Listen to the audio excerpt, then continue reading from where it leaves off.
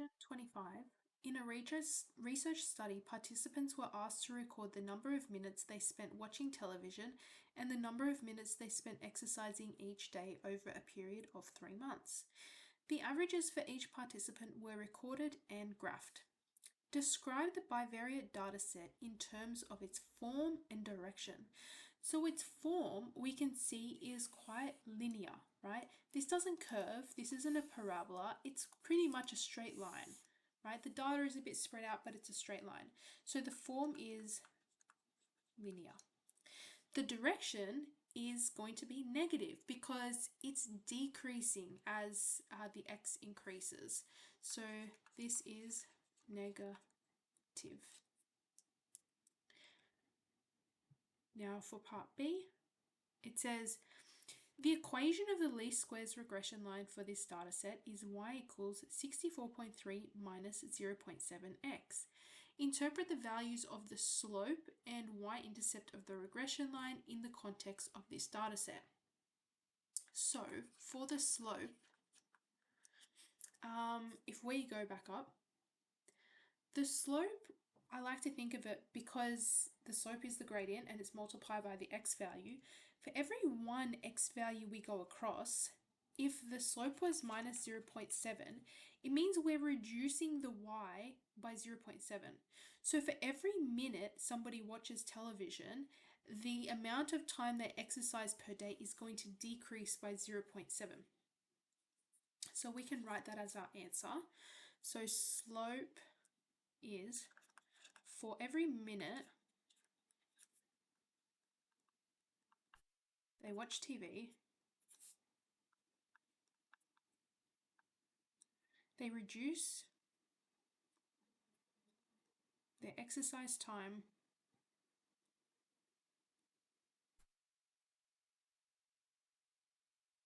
per day by 0.7. And if we were to convert 0.7 into seconds, that would be 42 seconds. Now for the y-intercept, the y-intercept is going to be 64.3 if we are looking at this in terms of y equals mx plus c. The m was the 0.7, therefore the c is going to be 64.3. So at 64.3, that means your x value is 0, which means they don't watch any television per day. So when they don't watch television, then their exercise time per day is going to be 64.3. So we can write someone that watches no TV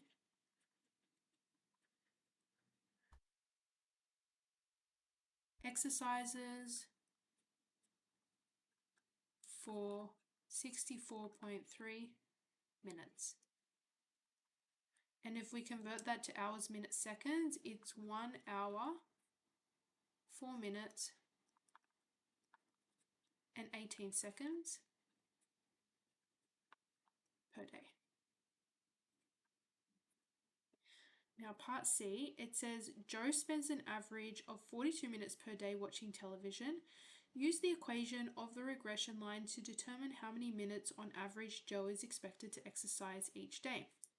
So if y equals 64.3 minus 0.7x and we let x equal 42 minutes, y is going to be equal to 64.3 minus 0.7 times 42, and that equals 34.9, which equals 34 minutes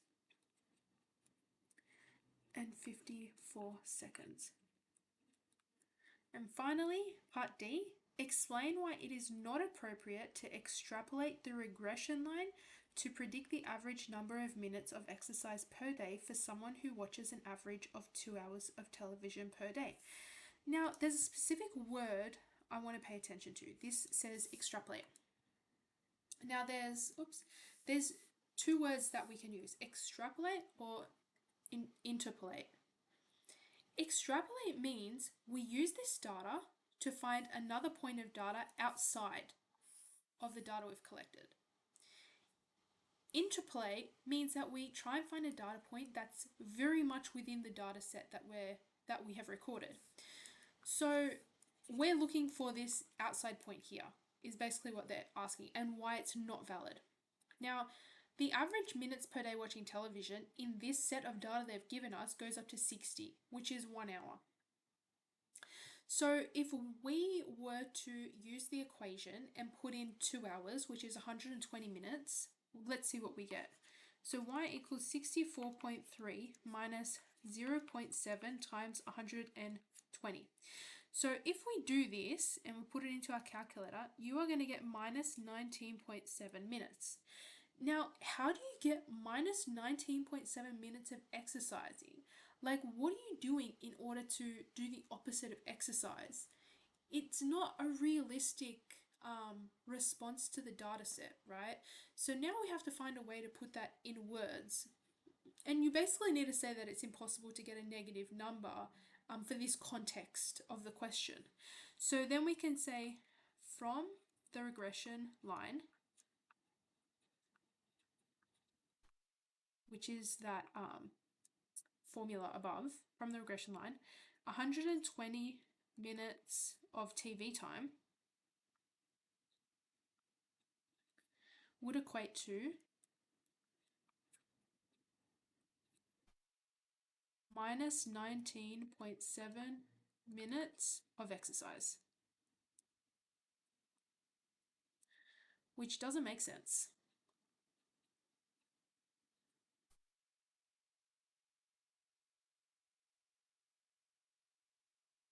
Which doesn't make sense to the context of the graph.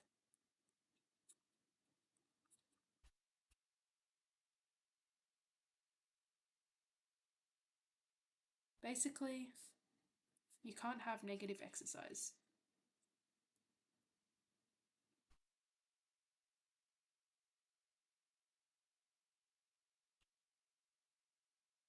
And that's it.